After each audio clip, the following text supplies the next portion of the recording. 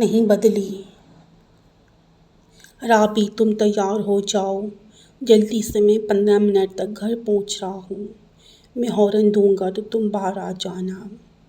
امجد تیزی سے بولتا، شاید آفس میں اپنا کام نپٹا رہا تھا۔ چلیں ٹھیک ہے، رابی نے پھر اجلت سے کہا۔ دونوں طرف سے کال ختم ہو گئی۔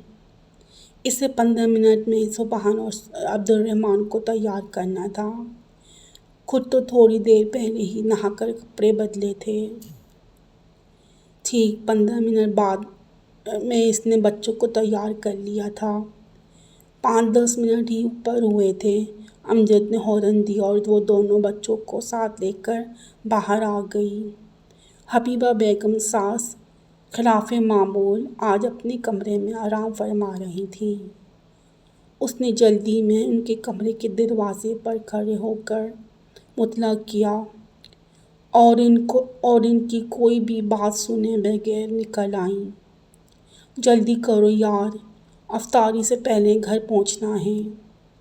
امجد نے گویا سمجھا دیا تھا کہ بازار میں فضول نہیں گھومنا، اور وہ ٹھیک ہے کہہ کر بایاسا مارتی بائک پر بیٹھ گئی۔ رابی اور امجد کی شادی کو 8 سال ہو گئے تھے۔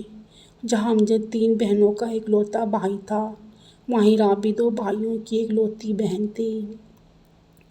جب تک لاد اٹھانے والے ماں باپ زندہ تھے وہ گھر میں بھر کی لاڈلی تھی۔ پھر بھابیاں آئیں، ماں رخصت ہوئی اور وہ گھر کی ذمہ داریوں پر کھپ گئی۔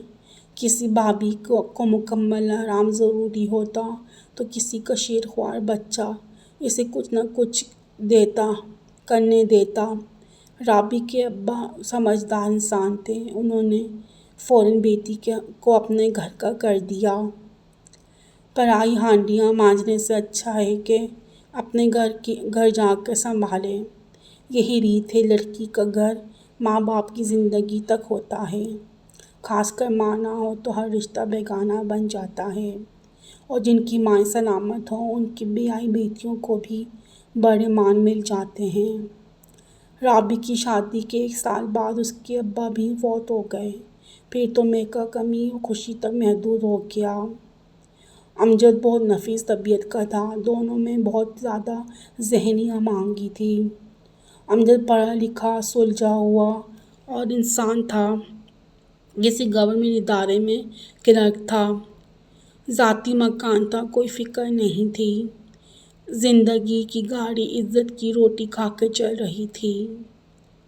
رابی کا تعلق بھی متوسط طبقے سے تھا، اس لیے وہ جانتی تھی کہ سفید پوش گھروں میں زندگی گزارنے کا ڈھب یہی وجہ تھی کہ 8 سالوں میں اس نے کبھی بھی امجد کو پریشان نہیں کیا تھا، لیکن وہ خود کبھی کبھی بہت دل برداشتہ ہو جاتی تھی۔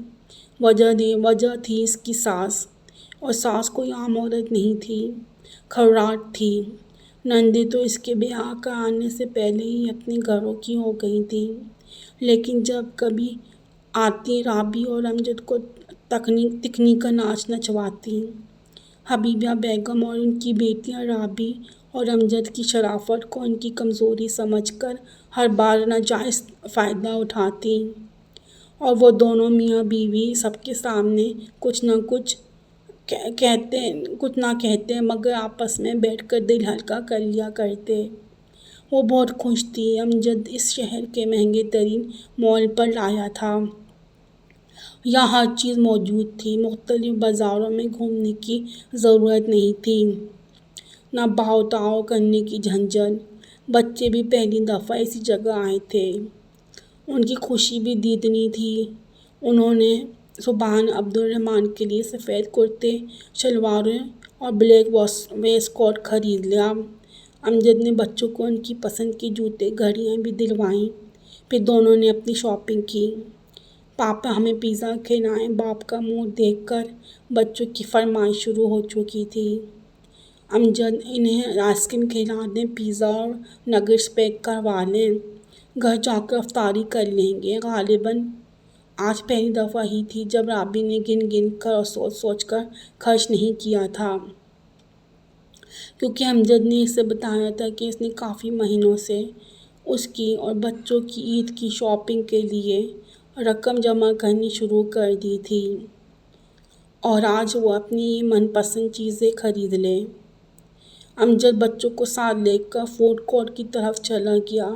رابی قریبی جیولری دیکھنے لگی۔ ارے رابعہ، تم اس کے اسکول کی سہیلی؟ سامنے کھڑی تھی اور دونوں سہیلیاں کافی عرصے بعد آمنے سامنے تھیں۔ یوں اچانک مل جانے پر بہت ہی پرجوش تھیں۔ ماروی، ماشاءاللہ تم تو پہلے سے بھی زیادہ حسین ہو گئی ہو۔ ماروی کے حلیے سے اندازہ لگایا جا سکتا تھا کہ وہ کافی خوشحال زندگی بسر کر رہی ہے۔ تم اکیلی آئی ہو؟ ماروی نے ادھر ادھر دیکھ کر پوچھا۔ نہیں، بچے اور امجد کھانے پینے کی چیزیں پیک کروانے گئے ہیں۔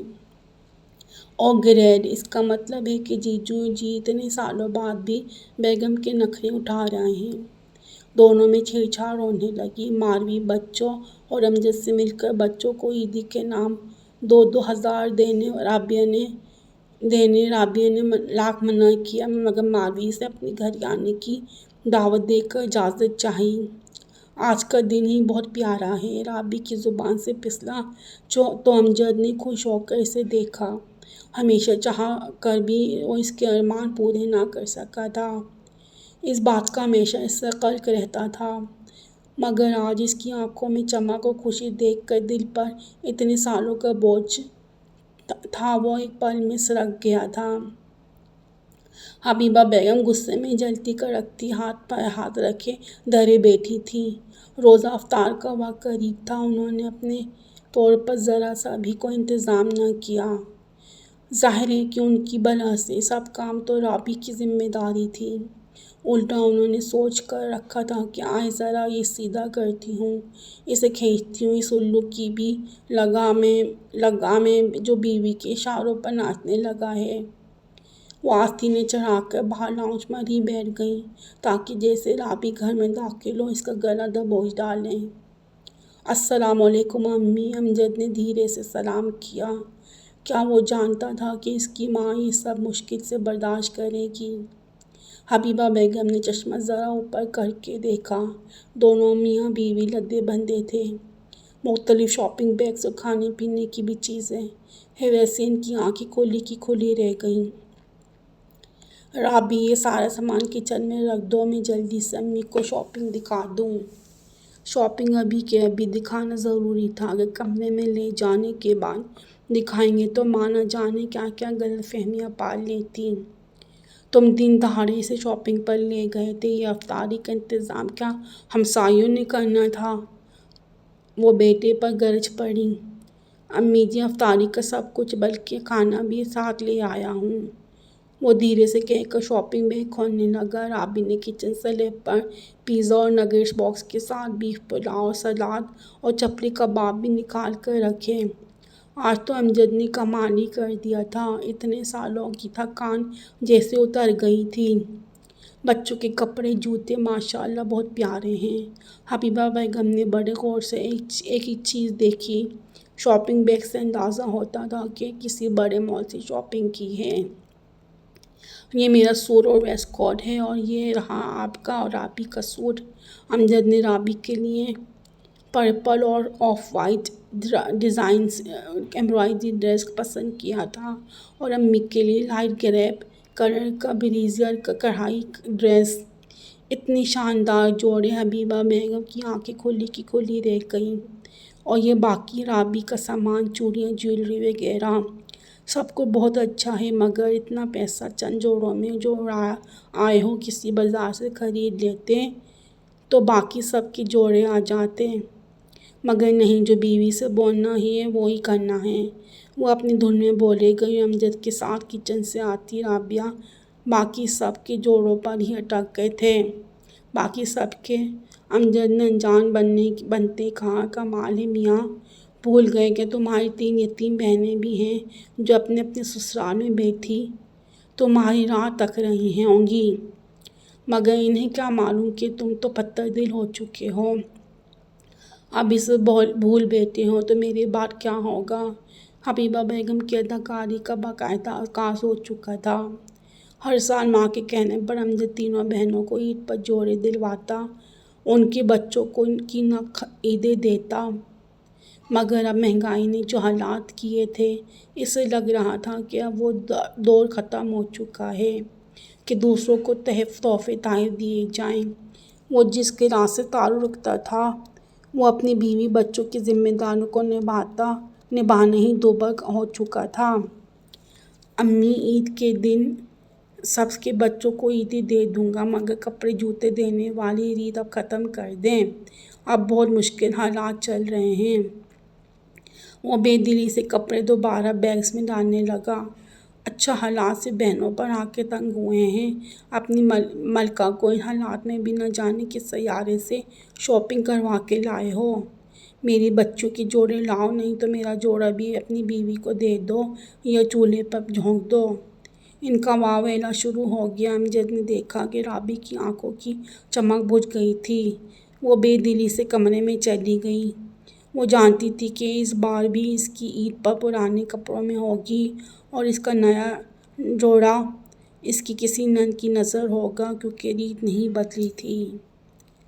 آپ کو یہ کہانی کیسی لگی مجھے کمنٹس کر کے ضرور بتائیں، اور لائک کریں اور شیئر کریں تاکہ دوسرے لوگ بھی کہانی کو انجوائے کر سکیں، اور میرے چینل کو سبسکرائب کرنا نہ بھولیں۔ مزید اچھی کہانیوں کے لیے مجھے فالو کرتے رہیں۔